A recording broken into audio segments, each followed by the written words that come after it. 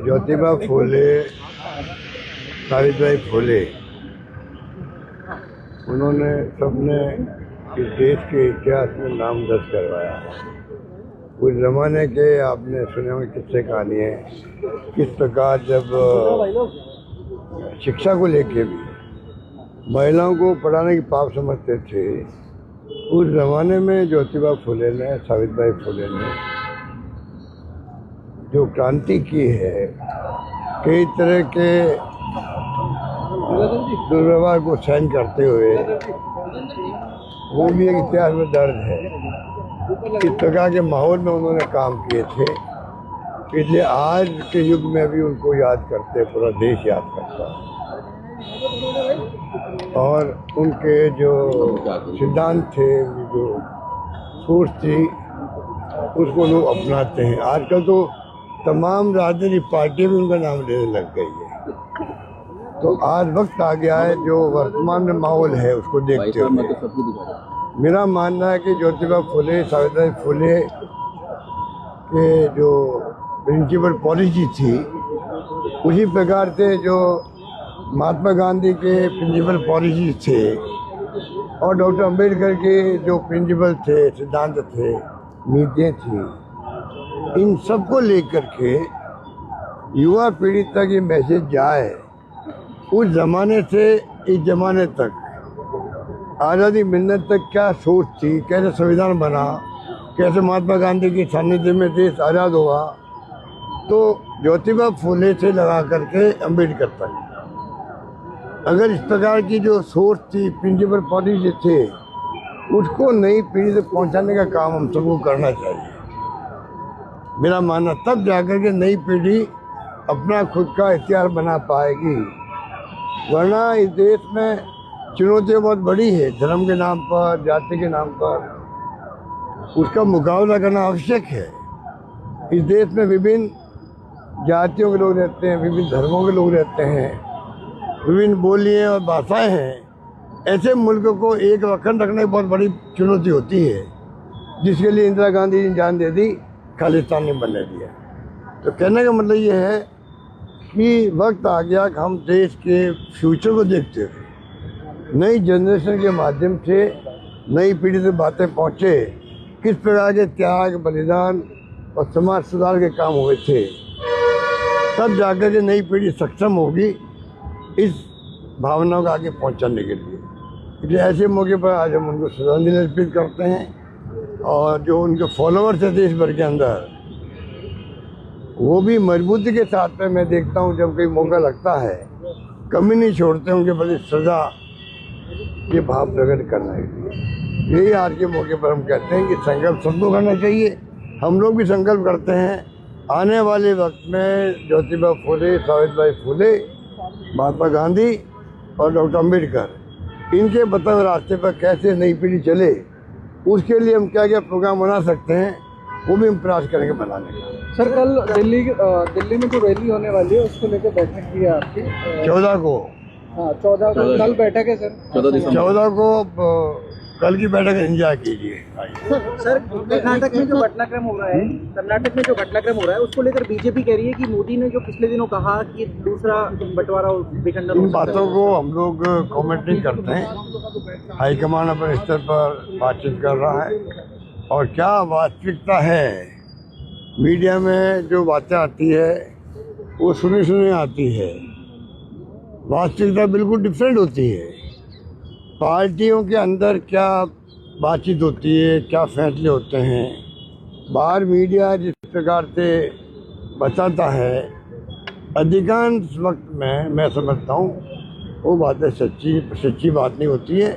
Internal अलग ढंग के फैसले होते हैं। कौन सा वादा किससे किया है, किस रूप में किया है, ये किसी को मालूम होता नहीं है, और वो बातें चलती रहती है, न्यूज़ बनती रहती है। बाकी हाईकमान के ऊपर विश्वास सभी का है, सभी राज्यों के, चाहे पीसी प्रेसिडेंट हो, मुख्यमंत्री हो, उनके ऊपर पूरा विश्वास रहता है हाईकमान पर। ये कांग्रेस की बहुत बड़ी खासियत है, पर फिर भी मीडिया में बातें चलती रहती है, होता कुछ और है। और बताया कुछ और जाता है। सर, इस तरीके के वादे होते हैं क्या वास्तव में? 2.5 साल पहले मैं तो इस बारे में कमेंट अभी नहीं करना चाहूँगा, कभी मौका आगे तो कमेंट करेंगे उसके ऊपर। सर, एक राजस्थान सरकार ने बजट में बहुत सारी घोषणा की, अब अधिकारी कह रहे हैं वो घोषणा पूरी नहीं हो सकती। ये आपकी इस सरकार है क्या? यहाँ पर सरकार तो है नहीं, सरकार नाम की चीज़ नहीं है। क्या घोषणाएं करते हैं, भूल जाते हैं। 2 बजट पेश कर चुके हैं मेरे ख्याल से, जो साहब बताएंगे, और 2 बजट पेश कर चुके हैं, उस पर तो कार्रवाई शुरू नहीं हो रही अभी हमारे वक्त में जो फैसले थे, सड़कों के हो, चाहे वो कोई स्वच्छताओं के हो, बिल्डिंगों के हो, वो काम भी आगे अपनी पूरी तरह नहीं बढ़ पा रहे हैं। ये खाली घोषणाएं करने वाली सरकार है, ये काम कुछ नहीं कर रही है। मुख्यमंत्री जी ने कहा आपके बयान पर कि अधिकारी किसी सरकार के नहीं होते। उन्होंने ठीक कहा, मुख्यमंत्री बिल्कुल ठीक कहा, अधिकारी किसी सरकार के नहीं होते। मैं भी यही कहता हूँ। ये तो बात इसलिए छिड़ी थी, उन्होंने कहा था कि पिछली गवर्नमेंट वक्त में भ्रष्टाचार वाले अधिकारी लग गए थे, तब मैंने उनको जवाब दिया, उन्हीं अधिकारियों का आप काम ले रहे हो, ये मैंने कहा था। तो मुख्यमंत्री बिल्कुल ठीक कह रहे हैं, अधिकारी किसी सरकार के नहीं होते। तो आपने तो गलत पहल करी थी, और योजनाएं किसी सरकार की नहीं होती है। आज जो हमने घोषणाएं करी थी संस्थाओं की, Mahatma Gandhi governance social science, वो बिल्डिंग बनी पड़ी है कॉमर्स कॉलेज के सामने, कोई परवाह कर रहा है इनकी? राजस्थान भर में बड़ी बड़ी संस्थाएं खड़ी हो गई है, काम पूरे हो गए हैं। अब मेरे पास कई उदाहरण है, अभी मैं क्या बताऊँ आपको, अलग से बनाऊंगा आप सबको। वो कोई काम आगे बढ़ ही नहीं रहे हैं, कागजों में है। इसलिए वो सरकारी योजनाएं, सरकार किसी की भी हो, योजना सरकार की होती है, मैं भी कहता हूँ पब्लिक की होती है, उनको पूरा क्यों नहीं कर पा रहे हो? पूरा हो गया, उनको चालू क्यों नहीं कर पा रहे हो? उद्घाटन करने के बाद समय नहीं है। आज हम याद कर रहे हैं महान समाज सुधारक, पिछड़ों के, गरीबों के, दलितों के, महिलाओं के हकों की आवाज़ उठाने वाले महात्मा ज्योतिराव फुले को, जिन्होंने एक उदाहरण पेश किया सबसे पहले महिला एजुकेशन को लेकर, और उन्होंने इसकी शुरुआत अपने घर से की। अपनी पत्नी को पहली जो है शिक्षिका उन्होंने बनाया, उनको पढ़ाया, और ये इतना आसान नहीं था। पूरे समाज के अंदर उनका विरोध हुआ, लोगों ने उनको रोकने के लिए उन पे अंडे तक फेंके, उनको अपने जीवन में कितने कष्ट झेलने पड़े, लेकिन वो अपनी बात पे अडिग रहे। और आज उसी बात को आगे बढ़ाते हुए बाबा साहब अम्बेडकर ने इस देश के संविधान के अंदर उन सभी बातों को जगह दी जिनके बारे में महात्मा ज्योतिराव फुले ने लड़ाई लड़ी थी। और आज हम जो देख रहे हैं, जो स्ट्रक्चर हम देख रहे हैं, बालिका शिक्षा का हम देख रहे हैं, सामाजिक सुरक्षा का हम देख रहे हैं, वो सब शुरुआत जो है महात्मा ज्योतिराव फुले ने की थी। सर, एसआईआर अभियान को लेकर 25 से ज़्यादा बीएलओ की मौत हो चुकी है। एसआईआर एक अभियान है जो विशेष रूप से वो वर्ग जो पिछड़ा है, चाहे वो मजदूर हो, चाहे वो घुमंतू जाति हो, चाहे वो किसान हो, उसको परेशान करने का काम इसके अंदर किया जा रहा है। सिर्फ वोट काटने का जिम्मा ये एसआईआर है।